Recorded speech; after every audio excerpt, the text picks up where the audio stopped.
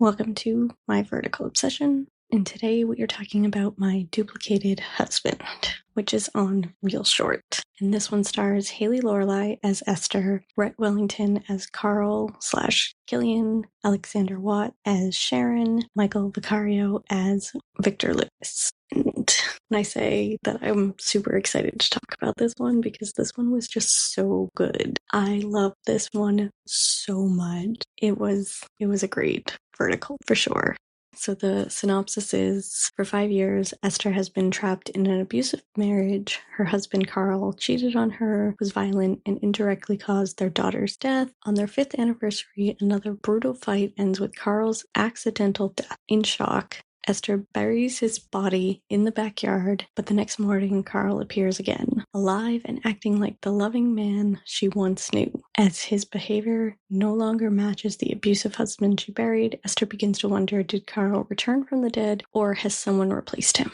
So my little overview that I wrote about this was that after Esther thought she had killed her husband the night of their wedding anniversary, he walked into the house the next day as if nothing happened and acting completely different. For 5 years, her husband Carl had been nothing but cruel and abusive to her throughout their marriage, and now he's caring and protective. Esther starts to wonder, is this really Carl, her husband, or someone completely different? Carl continues to work to save Esther from everything being thrown at her, like Sharon, who is Carl's assistant and mistress. She and Carl had a plan to take Esther's company, but now Carl is doing everything he can to protect it and help Esther. He's also trying to put distance between him and Sharon, which makes Sharon suspicious. Esther still doesn't know why Carl is acting this way, but it gives her hope that maybe the man she once loved has returned to her. She's also not sure she can trust it. It all comes to a head when it turns out the events of the night did happen, but it wasn't Carl at all. It was Carl's brother,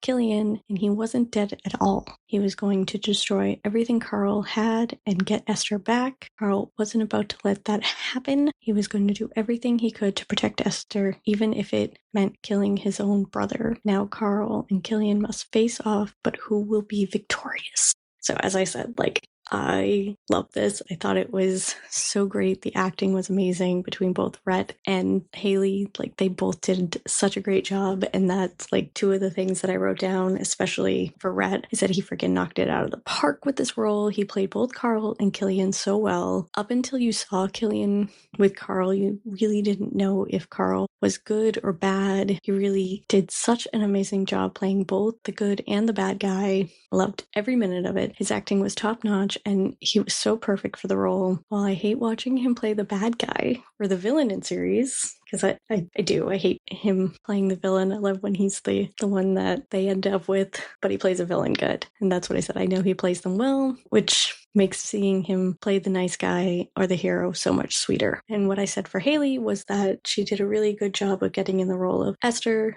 She was a traumatized wife. She was questioning everything, whether or not she was hallucinating, whether or not this was really the person that she married, or if he was someone completely different. Not to mention everything that the Carl that she married had put her through. You could definitely see that in Esther's interaction with Carl, who was trying to be sweet. So it's she did this really great job of playing this traumatized wife and the victim of abuse in this series. And she also brought a strength to Esther to show that she was a survivor and she could get through things and she could trust someone again. So I really loved both Haley and Rhett in these roles because they did such a great job. Their acting was great, and I felt that they were perfect for these roles. One of the other things I had said was, when I first saw the trailer, I was wondering if it was going to be a twin, and that it was one twin that Esther ended up killing and then the other one came in, because that's the way it kind of felt like they were throwing it when you looked at the trailer, that, oh, they're actually twins, but she didn't know that he had a twin. And as you watch the series, you realize that that actually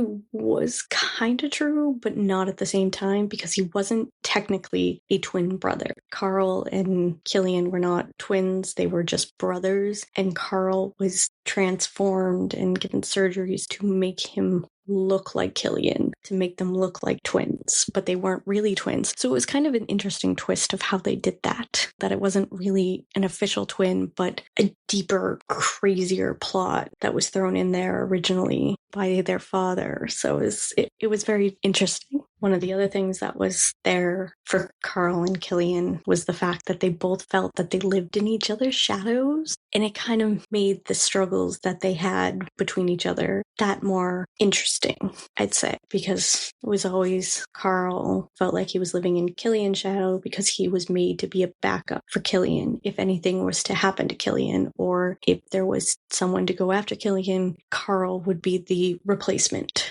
basically, or the decoy. I think it was kind of put out there is that he was supposed to be the decoy so that way Killian could be protected as the golden son. So Carl always felt like he was given the short end of the stick so that way they could kind of cater to Killian, whereas Killian felt that he was in Carl's shadow because Carl got to live out in the open and got to embrace life and not hide in the shadows because Killian was sent away to school. He was kind of hidden away as a way to protect him. So it was a very interesting dynamic between the two because they both felt they were in each other's shadows. And that is what I said. Carl believed he was in Killian's shadow because he was meant to be a stand-in, that he was never the one his father loved was a second thought. Killian felt he was in Carl's shadow because Killian was shipped away and felt forgotten. He felt that Carl got more and got the love Killian never could get. That turned Killian into the monster that he was because he was seeing all this joy and happiness that Carl was seeing and getting, or that Killian couldn't get. So when they showed Killian seeing Carl, it's like Carl was talking to Esther and they were flirting and he was basically getting the things that Killian never got. So it kind of turned him into this jealous, I'd say jealous monster in a way, and he let that darkness control him, whereas Carl kind of stayed grounded and he never lost his compassionate nature, especially when it came to Esther,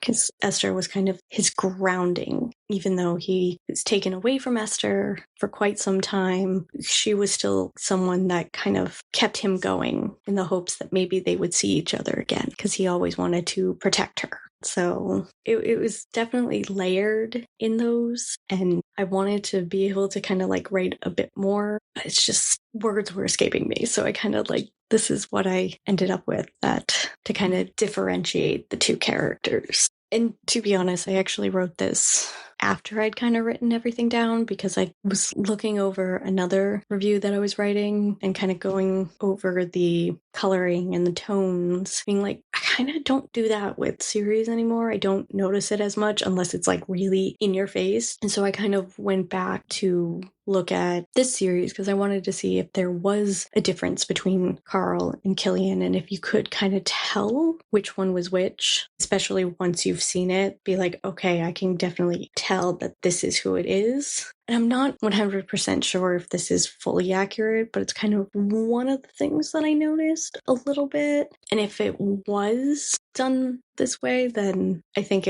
it's great because, again, color schemes for characters is very big.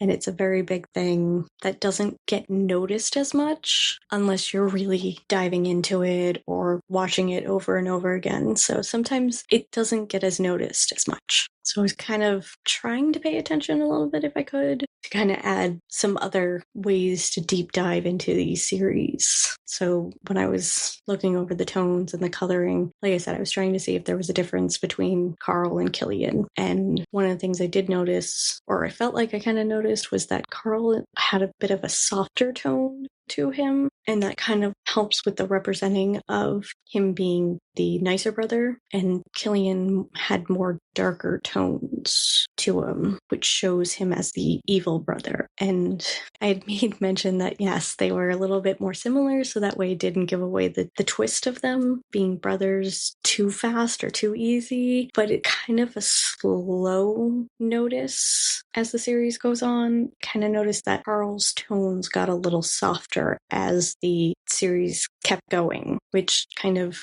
helped you see that it really wasn't the same person that Esther married. So it kind of differentiates them a little bit. That's what I kind of noticed. And again, I don't know if that is actually how they did it, and I'm kind of hoping it is, but it was just one of the things that I noticed with the series when I went back and kind of rewatched. But again, I kind of want to try and, when I can, deep dive a little bit more into things like this, because I love being able to notice things like this in series. Sometimes it's a lot easier to just see it. One of the times that I noticed it was like with the Savannah and Blake series that I had done earlier on in this podcast with Claimed by My Ex's Alpha Brother. It's like you could definitely tell there was a color scheme going on with those characters. It was very prominent and very like in your face that you could see each character had its own color scheme. So trying to see what I can kind of figure out in all these series going forward. But going on to the overall thoughts. Said this series was amazing. It really had you wondering what was happening along with Esther. It did such a good job of giving you just enough suspicion, but also making you think you could figure it all out. You knew that the new Carl wasn't Esther's husband, but you couldn't quite figure out, was he a twin? Was he someone made to look like Carl? Or maybe Carl with this whole new personality? Again, from the trailer, I figured it might have been a twin brother, but as the series went on, I started doubting that. The more Esther talked about him being the boy she knew in high school, I started to think that it was the boy and not her husband. They were two different people. When everything finally came out, it turned out that they were brothers. That Carl was the boy Esther loved, and Killian was the man she married just pretending to be Carl. I didn't expect it to turn out that Carl was made to look like Killian. I figured they were twins, but they actually weren't. They were just made to look like twins. That way Carl could be the stand-in for Killian, so he wouldn't get hurt. When it came to Killian, you had to wonder, was he still alive or was he dead? You slightly had to figure he was still alive because it was a little too easy if he was dead. It was just a matter of how he would come back. Would he walk in and just take back his role as Carl and Esther's husband, or would he try and take out Carl so he could have Esther back? Not that Esther would want him back after all he put her through, and where would that leave Sharon? This series did a good job with this thriller, and I loved every minute of it. It started out really dark, but it was the catalyst to why Esther killed her husband. She was trying to free herself from the abuse and torture she had endured over the last 5 years. She not only felt it was the only way, but she was also trying to protect herself as he could have killed her. So that's kind of like the overview that I had written down for this whole thing, is that, as I said, it was a great series. I loved every minute of it. It's just also one of those series that I was like, okay, what's going to happen now? What's going on? I was definitely on the edge of my seat for the whole thing, and it was just superb.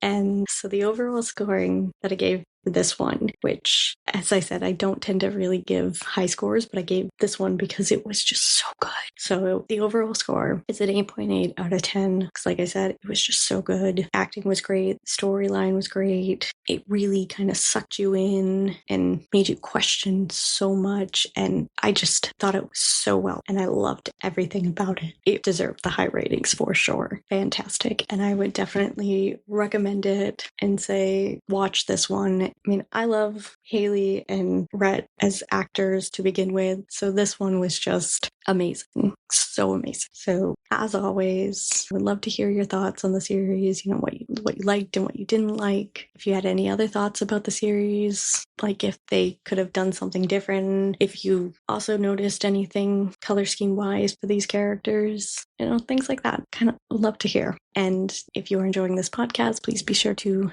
leave a review. Love to hear your thoughts on that too. And this has been My Duplicated Husband. I'm your host, Megan. This is My Vertical Obsession. And until next time.